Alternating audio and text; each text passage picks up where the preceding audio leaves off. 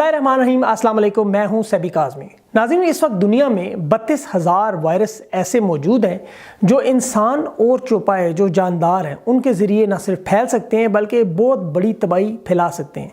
अगर आपको याद हो, माजी में हम लोग सुना करते थे HIV पॉजिटिव, जिसे एड्स कहा जाता है, कि उसका एक मर्ज़ पूरी दुनिया में एक खौफनाक अंदाज में फैला। लोग एक दूसरे को, जो एड्स के मरीज़ थे, उनको छूने से डरते थे, उनके करीब जाने से डरते थे।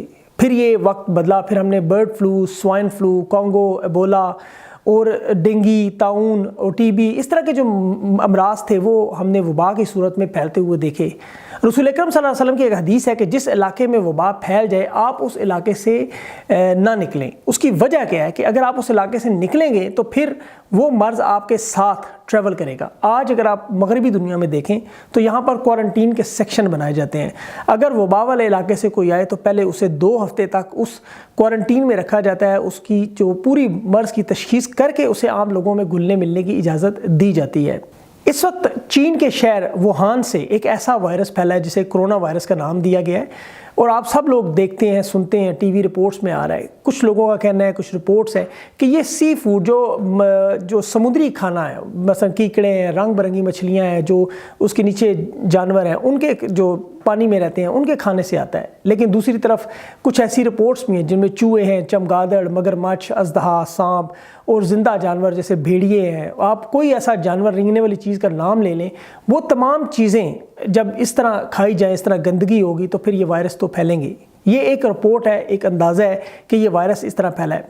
लेकिन मेरे ख्याल में अगर चीन में आप देखा जाए तो ये सब लोग ये नहीं खाते। चीन में मखसूस शहर हैं, मखसूस तबके के लोग हैं जो ये लोग खाते हैं आम तौर पर इस तरह की चीज़ें। फ़लस्तीन में तो साबरा और शतीला कैंपों में इतनी ज़्यादा भूख थी, वहाँ लोगों ने बिल्लियाँ और कुत्ते तक खाने पर मजबूर हो गए। उन लोगों को क्यों नहीं वायरस हुआ? ये वायरस चीन में ही क्यों फैला? इसलिए कि शायद अब दूसरी यहाँ पर 3 तरह की जो कॉन्स्पिरेसी थ्योरीज आ रही हैं। एक वो कि ये जो मुजालिम हम देखते हैं TV पर, जो वहाँ पर मुसलमान लोग मौजूद हैं, उनके साथ ज़ाहिर है हमारी मजबूरियाँ हैं, हम लोग नहीं बोल सकते, लेकिन अल्लाह की ज़ात तो मौजूद है, वो तो देखती है, वो तो अपने बंदों की आवाज़ सुनती है। तो फिर जब उसकी लाठी बेआवाज़ है और फिर वो हरकत में आती है तो फिर इस तरह के वायरसेस, इस तरह के जो मसाइल हैं वो दुनिया में सबके सामने नज़र आते हैं और मिसाल बन जाते हैं। ऐसी मिसाल बन जाते हैं कि आप उन लोगों के करीब भी नहीं जाते। ये मिसालें दुनिया में इसीलिए बनी हुई हैं कि अल्लाह की लाठी बेआवाज़ है। एक तो ये थ्योरी पेश की जा रही है। दूसरी एक थ्योरी पेश की जा रही है कि इन तमाम बड़े मुल्कों ने जो केमिकल वेपन्स बनाए हुए हैं, बायोलॉजिकल वेपन्स बनाए हुए हैं, जो उन्होंने इस तरह के जरासीम इकट्ठे किए हुए हैं कि अगर बहुत ज़्यादा इमरजेंसी की सूरत में, जंग में, वो ये अपने दुश्मन पर छोड़ सकते हैं, उनमें से कुछ ऐसे जरासीम जो हैं वो आज़ाद हो गए हैं। इंसानों के थ्रू या जानवरों के थ्रू वो आज़ाद हो गए हैं और उसकी वजह से ये फैल चुके हैं। और ये इतने फैल चुके हैं कि अब ये दुनिया के 37 मुल्कों तक पहुँच चुके हैं। अभी भी इसके तकरीबन अगर आप एक 80 से 100 की लोग कह रहे हैं कि अमवात हो चुकी हैं। 2500 लोग जो हैं वो इसके शिकार हो चुके हैं। पूरा शहर लॉकडाउन में है, कर्फ्यू सिचुएशन में है। एक बड़ा ऑनलाइन सेटअप है चाइना में, इसलिए फूड खाना उन्हें मिल जाता है। उनका सेटअप तेज़ है। उन्होंने 1000 बेड का जो हॉस्पिटल है वो एक रात में बना दिया अपने मरीज़ों के लिए, रहने वालों के लिए। वो बहुत ज़्यादा ख्याल कर रहे हैं। लेकिन उसके बावजूद दुनिया में जो हो रहा है कि लोग आम तौर पर जितनी कोशिश करते हैं बच सके, वो इससे बचते हैं।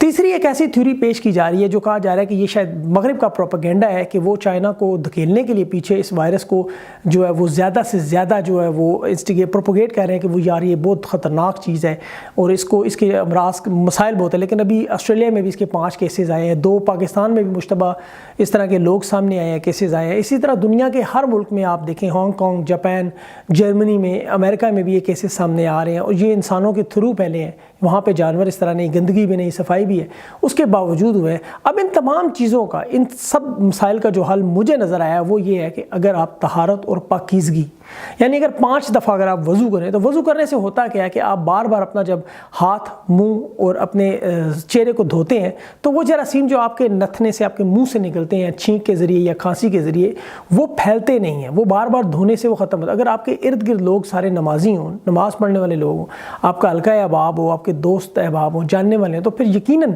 इस मर्ज़ के फैलने में बहुत ज़्यादा कमी हो सकती है इस वबा के। लेकिन इस पर अभी बहुत सी बातें और भी हैं। अभी कुछ पाकिस्तानी स्टूडेंट्स भी वहाँ पर फंसे हैं। मैं कल से कोशिश कर रहा हूँ कि चाइना में उन लोगों से किसी तरह मेरी बात हो जाए। एक खातून उनसे बात भी हुई लेकिन वो आ नहीं सकी, मजबूरन वो किसी वजह से डर रही थी, वो आने नहीं थी उस पर बात करने के लिए।